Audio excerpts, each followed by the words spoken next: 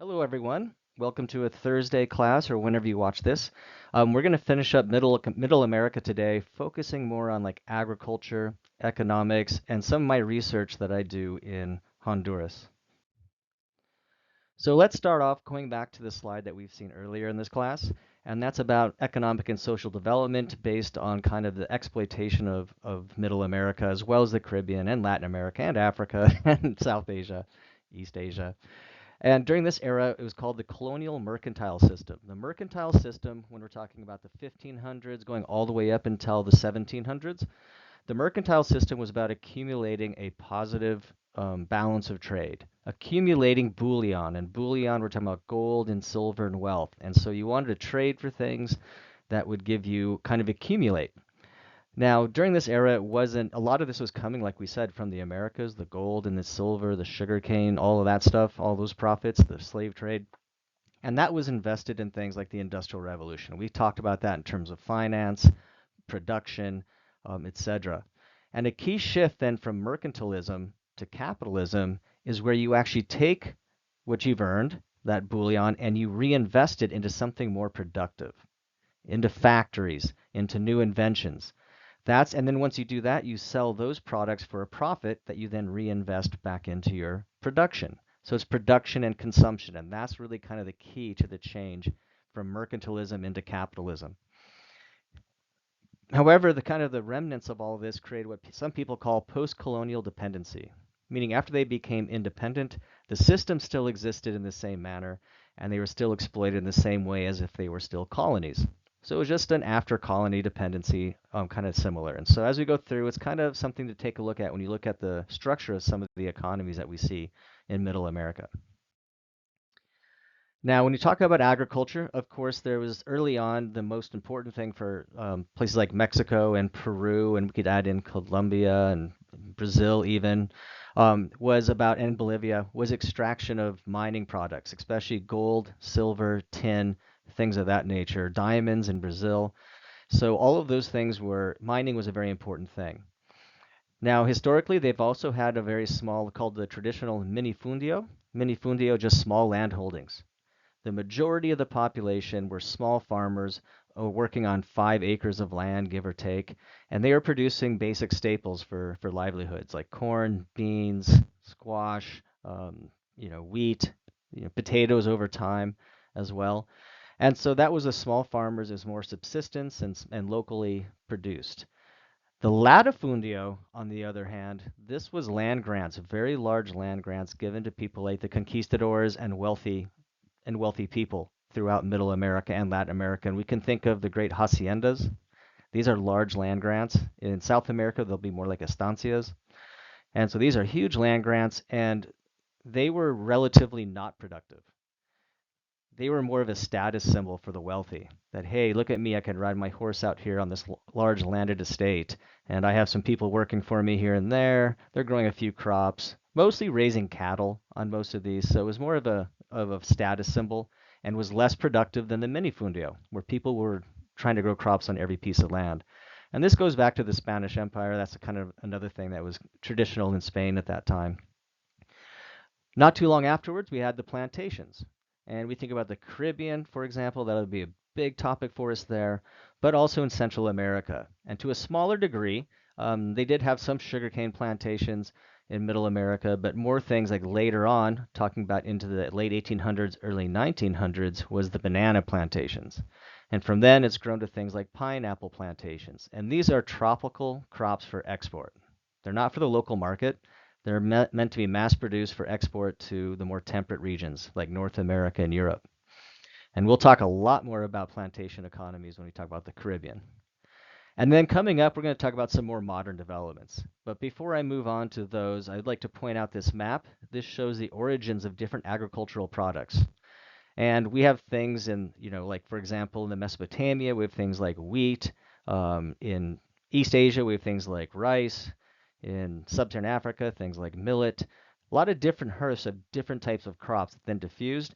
In the Americas, the two big ones that we have is maize, which is corn, coming from Mesoamerica, southern Mexico into Central America, and that's always been a basis of their diet. And in South America, we have things like potatoes. that originated in Peru. And again, these things diffused across the Americas, but that's where they actually originated. We had a lot of other products too, like tomatoes, turkeys. There are a few other things that we had here in the Americas. A lot of the peppers that you see also came from the Americas. Now, one example of this for a traditional type of minifundio, and that's been done for thousands of years, is what they call a Central American milpa. Milpa is just farming system. And this is made up of three crops. The first is maize or corn. And there are thousands of varieties of maize in Mesoamerica, which again includes Mexico and Central America. And they all are adapted to different climates, different slopes, different water availability, all of those things, the soils. So they have a lot of different types, and a lot of farmers will grow many varieties just so that some of them will survive a year. If maybe you have drought, some will survive. Maybe you have too much rain, other types will survive. And the great thing about corn is that it's a good carbohydrate, starch, so it provides energy. So that's good for your diet. You can do a lot of the other things, good for animal feed as well. A negative is that it takes nitrogen out of the soil. So it really strips the soil of nitrogen, and that's an important nutrient for crops. So if you grow it for too long and at the same time, it could create some problems where you won't be able to get good yields. But interplanted with that are beans, and beans are a legume. So legumes actually take nitrogen out of the atmosphere and put it back in the soil. So while corn takes it out, beans put it back in. So you have a nutrient cycle. Beans are also a legume, so that means that they have good protein. So now you're balancing your diet. You have carbohydrates and starches and sugars, and then now you add in beans for protein. And they tend to grow up the trellis, up the stalks of the corn in the field. So you can plant them together. And then the third one, the trident of the milpa, is squash. And when I think of squash, I think, since it's about to be Halloween, I think of pumpkins. That's one type of squash. Squash are these gourds that grow pretty close to the ground, and the leaves spread out across the ground, and they have very big leaves. So that's really important for erosion control. A lot of these farms are on hillsides, so if you expose the soil, the raindrops will hit the soil directly. The kinetic energy will cause splash erosion, where it pops up, and then that moves the soil, can then wash away. But if you have squash, the big leaves will take that kinetic energy, the raindrop will hit the leaf, dissipate, and just soak into the soil. So it limits erosion, provides more moisture to the soils, and also has its other types of nutrients that it can provide to your diet. So this is kind of the three tridents. People grow a lot more crops, but this is the kind of the three main ones that you'll see grown in a lot of different farms. And down on the bottom right, even though my head's in the way, I'm gonna go back. I guess I can't go backwards. That last one showed some farm were actually doing milpa agriculture in Honduras during my dissertation work. Now, in terms of economic development for agriculture, the main export products, as just generally, traditionally, it was things like coffee. Central American coffee and Mexican coffee is very, very famous around the world. Bananas, that rose later on in time. We're talking about the late 1800s, early 1900s especially, and became a dominant force throughout Middle America, even to this day. You had some sugarcane production, and then a lot of cattle production on some of the drier savanna lands for export to other places. Modern additions are things like winter fruit and vegetables, especially coming up from places like Guatemala and Mexico to supply the North American market. Another thing that we've seen a rise in is, of course, illegal drugs. That's been there for quite a while. We'll talk more about drugs when we talk about South America. But in Middle America, kind of the big issue is the transport of drugs, especially coming from South America up through, and then you have those large cartels and the gangs in like El Salvador and Guatemala and Honduras that run some of the drug trades, and then the narco, traffickers that you see in places like Mexico and those syndicates. And so that's where a lot of the big problems come from, is that trafficking of drugs through this region into North America. Just a quick side story, since we do have some time. I've done work in the Corn Islands off of Nicaragua. Now, technically, that's in the Caribbean, and it's very much more of a Caribbean type of place. But when I was there, the main three industries were tourism, lobsters, and drugs. And it was a drug trade. People there didn't use drugs so much, it was coming through those islands. And they had this concept called the white lobster when I was talking to some of them. And the white lobster is that a lot of those cigar boats, the really fast ones that the drug runners take with their bales of cocaine coming from South America, trying to get up to Mexico to get them into the US, when they're off the coast, sometimes they get intercepted by like Coast Guard, navies, etc., police forces. And so it goes out on the radio, and all the local fishermen are listening to the radio, and they get in their fishing boats and they go out looking for the white lobster. And that's because the drug runners will throw bales of cocaine overboard, and the fishermen will try to go find them. And if they do, they got the white lobster. And the next year, they'll have a new boat, maybe a new house, by selling it on the black market.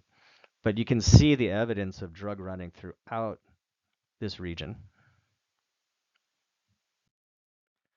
Now, industrial production is relatively limited. If you look down here, I'm looking on this graph, and at the bottom, the second to the bottom is Nicaragua, then it's Honduras, then it's Panama.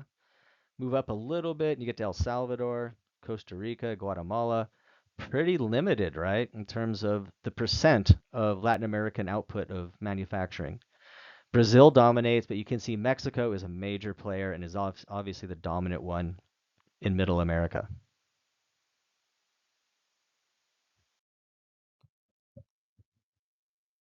Of course, that is a remnant, of course, as we've talked about, of the colonial legacy, where they weren't allowed to create their own industries. And so afterwards, when they became independent, it became difficult to try to get that going. Now, one kind of reason that we think about Mexico as having a larger manufacturing one is what are called maquiladoras. And maquiladoras are export processing zones, or sometimes they're called free trade zones. These are areas that you set up and say if a company from abroad comes in and sets their factory there, they won't have to pay any local taxes. They may not have to pay duties and taxes to bring the goods back to the original country. So it's meant to open up free trade. Normally, if I went to have a factory somewhere, let's say in Mexico, and I have to pay a lot of local taxes, maybe health insurance for the employees, lots of different things. But in these export processing zones, you don't. And it really kicked off around 1994, in the 1990s, when we had the North American Free Trade Agreement. They call it NAFTA. And this is between Canada, the US, and Mexico, where we allowed goods to travel freely across the borders.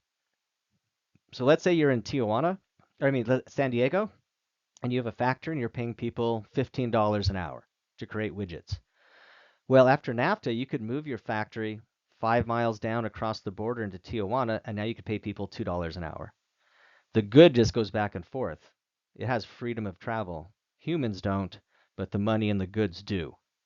And so it's easy just to make that decision to move right across the border and export. And that allowed for a lot of migration, toward the border for work in the maquiladoras.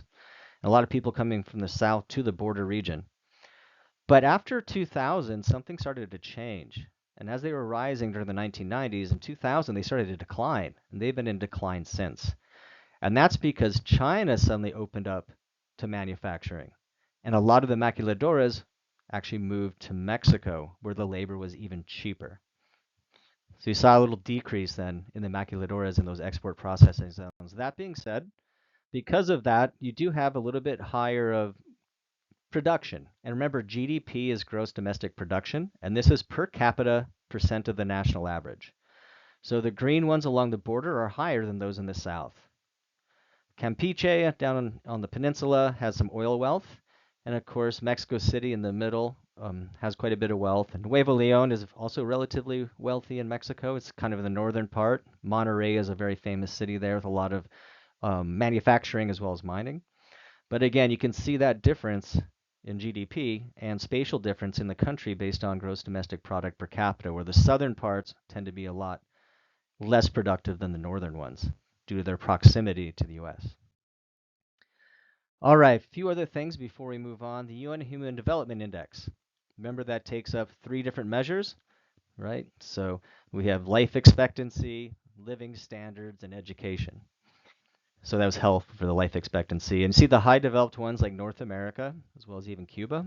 High developing, which is just one step below, would include Mexico, Costa Rica, and Panama. And then medium developing, which is getting down on the lower level, we can see the Central American countries of Nicaragua, Honduras, El Salvador, Guatemala, where their numbers are much lower. And when we think about that migration streams that we've discussed in the previous class, that partly reflects that. Areas that are economically less well off or their human development indexes are less off go to places that they're higher. And so that's partly when we see these migration streams, you can tie it into this pretty directly. Okay, now to our final topic. And I'll try to make it not too fast and whatnot, but this is for my dissertation research in Honduras. And I did this over a couple of summers, and it was called, and this is just the article, one of the articles I wrote that got published, and it's The Misuse of Disaster as Opportunity, Coerced Relocation from Salaki National Park in Honduras. And here's a picture of a boy standing outside the fence line with the national park behind it. Now, I got into this because I was interested to see what are the impacts that national parks have both on local populations, but also on the natural environment. Are they actually successful?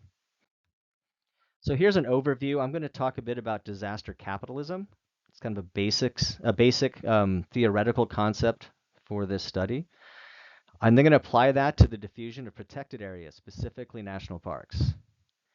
Then I go to the case study from my work in Honduras, in Salake, and a little discussion and conclusion. So let's start out with protected areas. This is from the International Union for the Conservation of Nature, and they came up with categories of areas natural areas that should be protected in different ways. The strictest two is 1A and 1B. That's a strict nature preserve and wilderness area. Strict nature preserve is really limited, almost no human activity. It's meant just to be for nature. A wilderness area is one where humans can go in, and there's some scientific and other things that can go on there, but there's no motorized vehicles and no roads. So you can't take any motorized vehicles there. I don't even think you can take a bike. I believe you can take a horse and you can hike in. Then we move down to the second tier, and that's a national park that we're probably more familiar with. Think about Yosemite, Kings Canyon, Sequoia, right? Channel Islands. And we'll look at the actual definition of national parks on our next slide about their goals. But basically, they're much more open to people coming to visit for tourism. There's restaurants, there's roads, there's hotels, a lot of different things that actually occur within a national park. And so it's a little bit more open in terms of access. Third, and we're not going to deal with the rest of these, is a natural monument, and it's a little bit more just, it's a very beautiful site, and they make a monument out of it, like Devil's Tower in South Dakota. Habitat species management area, where they start working on trying to, facilitate the recovery of different types of species and help manage them. Protected landscape and seascape is the same thing, but it's in the water.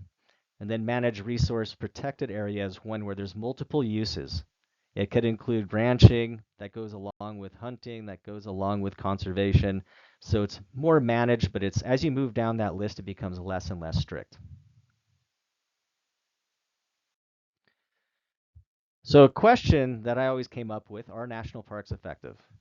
I spent a summer as a 19, 20-year-old in Yosemite, coming from New Mexico, and I'd never seen more traffic jams or crowds in my life. I had a whole different idea of what a national park was. And when I got there, I was like, this is not what it is. And they had me either scrubbing pots in these hotels, cleaning hotel rooms, doing all types of things. And I was just like, this doesn't seem like what I think. And that's mostly just in the valley, of course, Yosemite Valley, which is very busy. Other areas are less so. And so they say that they want to protect ecological integrity of ecosystems.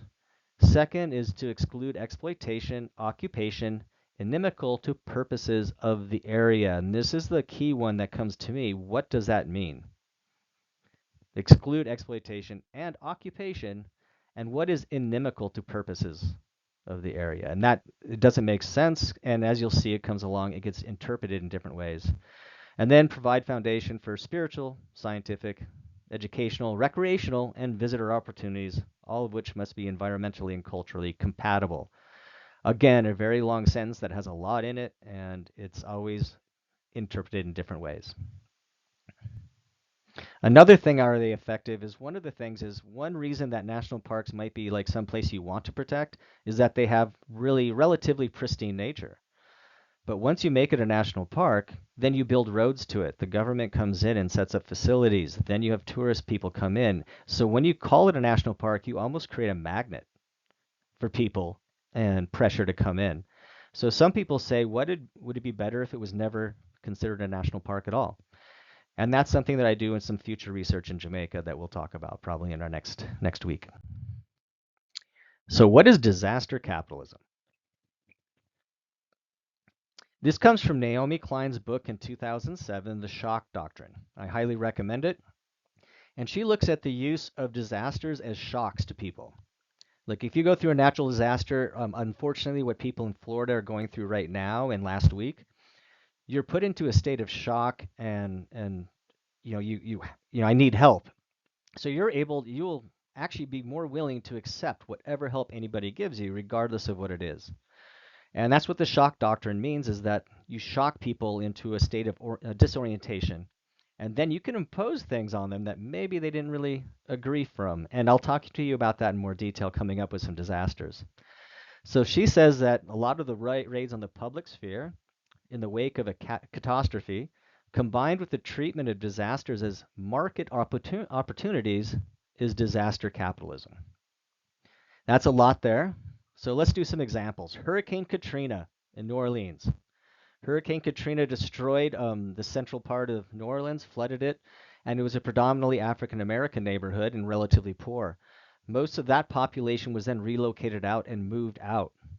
And then companies and corporations came in and rebuilt those areas, and the new population that came in tended to be not as African American and much more wealthy.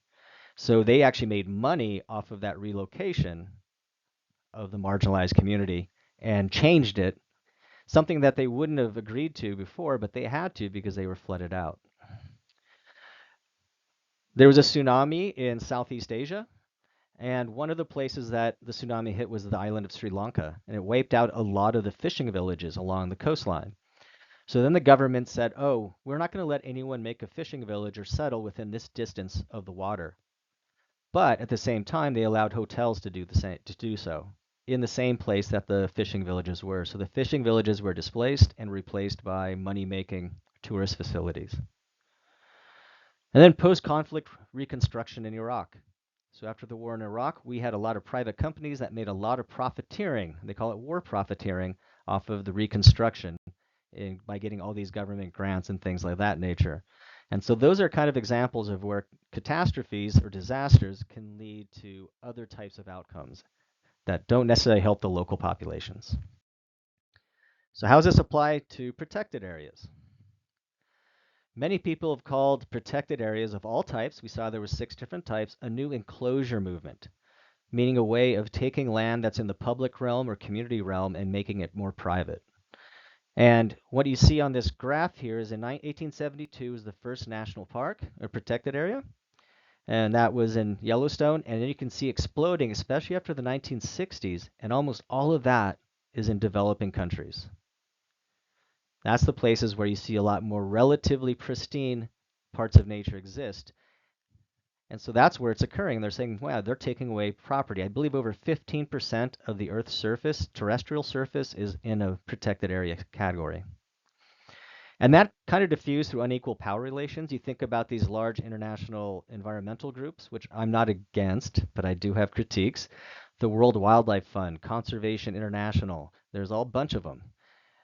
And so through those power relations where these Western, more environmental and wealthier populations can kind of impose these types of ideas that seem benign on populations in other parts of the world that may deny them access to resources and other things.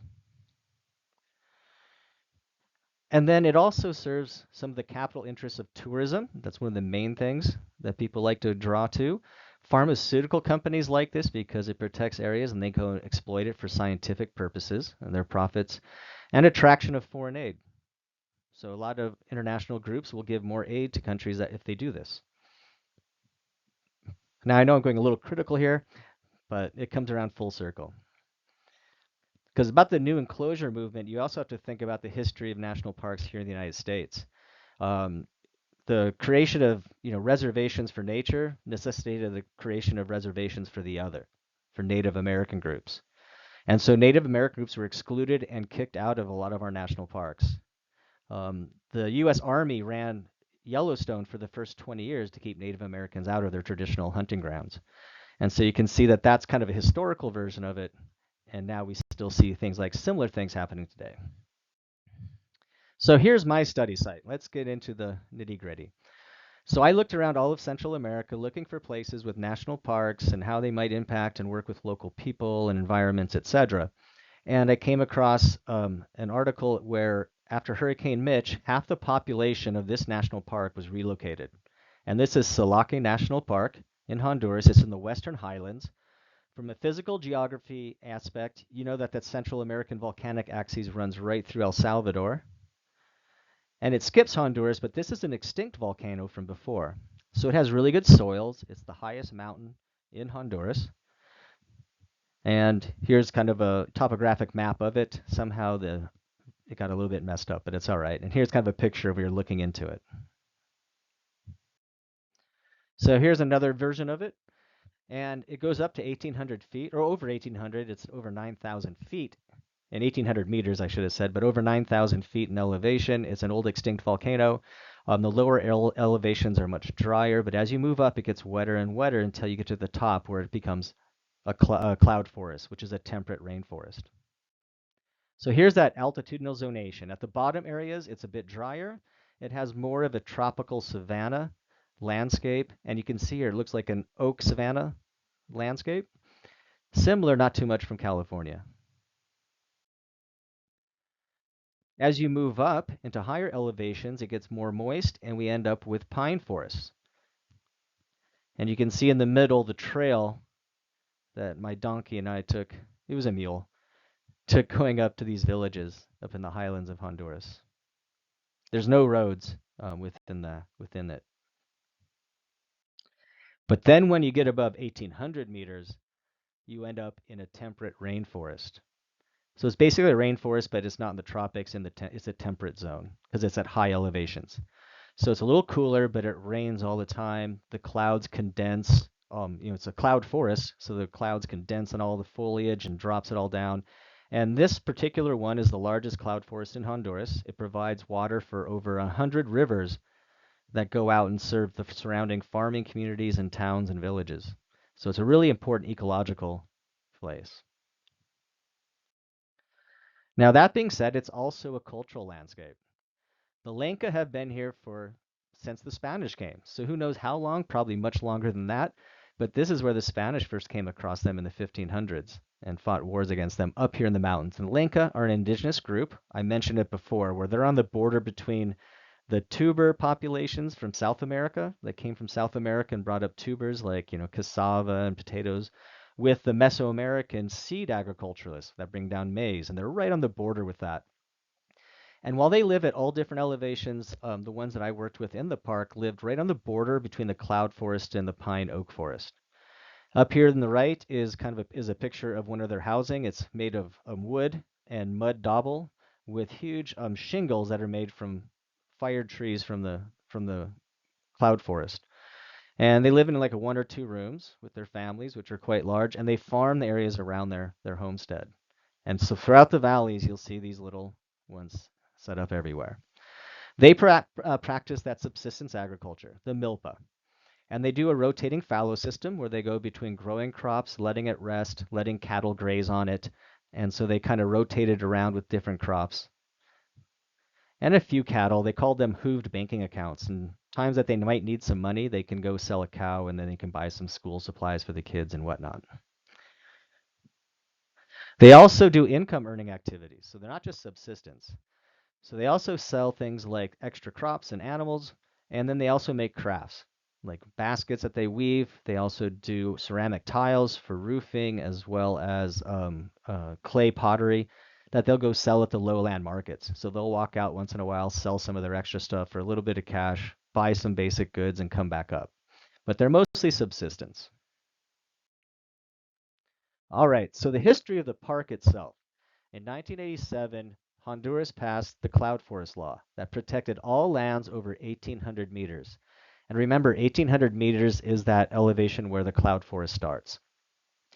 There wasn't really any way to kind of enforce it, but they wanted to protect that ecosystem service. In the early 1990s, though, Honduras was heavily in debt to the international community, the World Bank and IMF. So they went and said, hey, we need some help. And the World Bank and IMF said, all right, we'll do that, but you have to do a structural adjustment program, SAPs. This formalized the park system, but it cut its funding. So they didn't have any money, but they had a system. So then what they had to do was they actually had to open up the management to NGOs that could pay for it. So instead of the government paying for it, bring in non-governmental organizations. They could be local, they could be foreign. And they brought in a foreign one called GTZ, it's the German Development Agency, and they were funded by the Global Environmental Fund. And they were brought in and they founded this NGO, Proyecto Salaque, and they put in a new policy to promote voluntary relocation. So that sounds okay if they want to relocate, they want to get people out of the park. That's the Western model. However, you can't force people, so it's supposed to be voluntary. But a year later, in 1998, Hurricane Mitch struck Central America. This was a devastating hurricane, one of the worst in history in the Western Hemisphere. Over 10,000 people died. And yeah, washed out about 80% of all the bridges and infrastructure. And so it was a really huge problem. It just sat over Honduras for days, dumping feet of water. So afterwards, the people came out and they were obviously in distress. Their villages had been washed out. They lost their food, gastrointestinal issues, and they went to the local communities asking for help. And they all said, "Yeah, we'll help you." But then they went to Proyecto Salaque, and they said, "Wait a second. This is an opportunity," and you can see that in my statement as an oportunidad to depopulate the park. So they said, "We'll give you help, but only if you leave." Half the population chose to relocate, about 400 people and 61 households. So you remember that picture of the place before where they lived? Here is the type that they were relocated to, these cinder block homes in a little community on the outskirts of the park. So the people that were in La Chimie up here, I'm kind of circling it, they were protected a bit because they were on the rain shadow where the hurricane was coming and they were in a valley and they were more protected. So they stayed. They decided to rebuild on their own.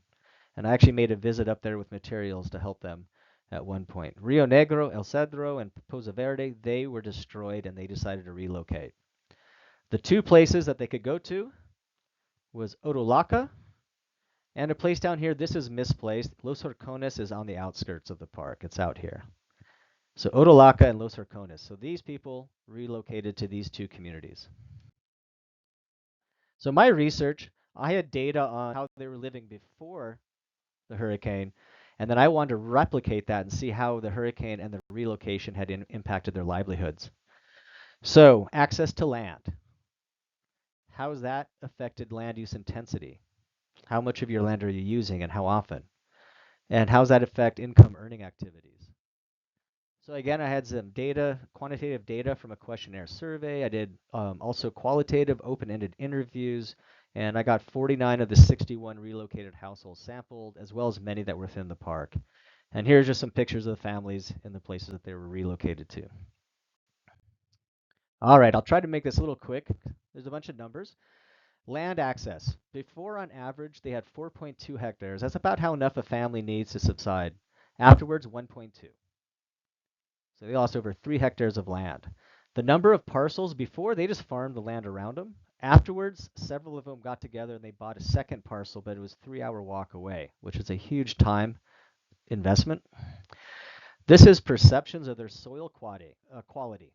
Because up in the mountains, they're volcanic soils. Outside, they're not.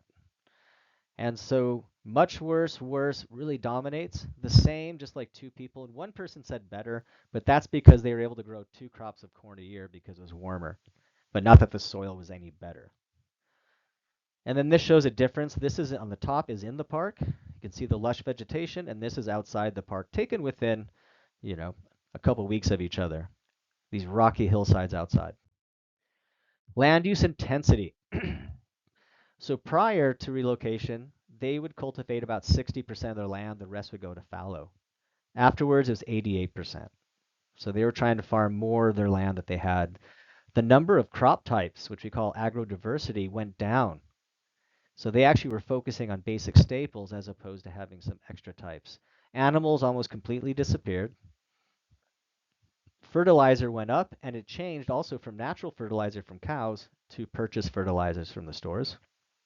And biocides like pesticides and herbicides went up from 0 to 37%.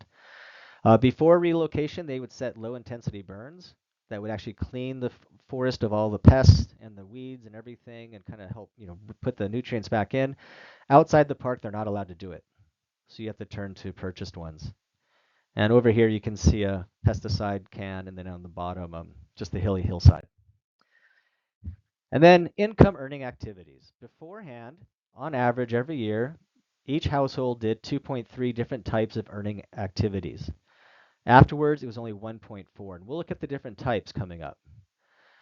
Coffee was a major thing that they did, picking coffee. So every year beforehand, for about 2 weeks during harvest season, a father and son generally would go down, to household members, and they would go down and work on the harvest of the coffee plantations that are on the outside of the park. Afterwards, it was the entire family going for 7 weeks. And those selling crops at market almost disappeared. So we had a shift from market activities to more wage labor. And then the types, not as important, but everybody continued to work on the coffee farms. Sale of crops disappeared, sale of animals disappeared, pottery disappeared, roofing tiles disappeared. A pulperia, which is just a local convenience store, went up. One person got one.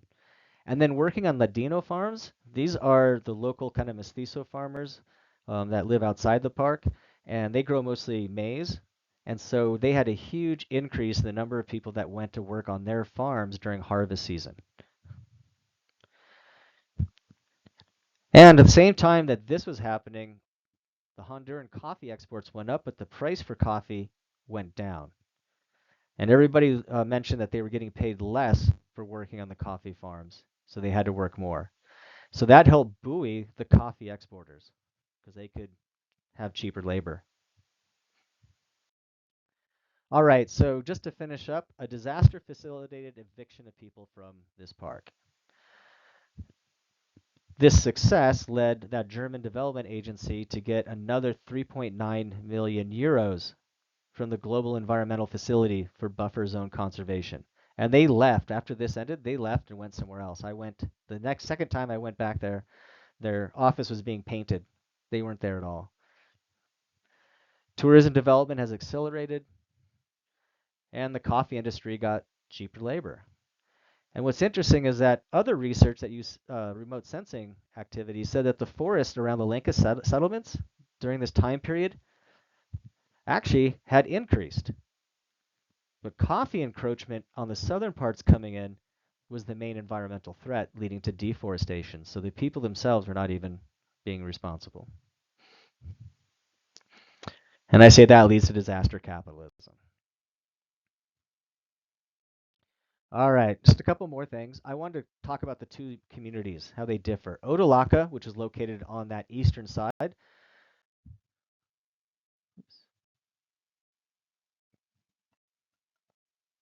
Let me.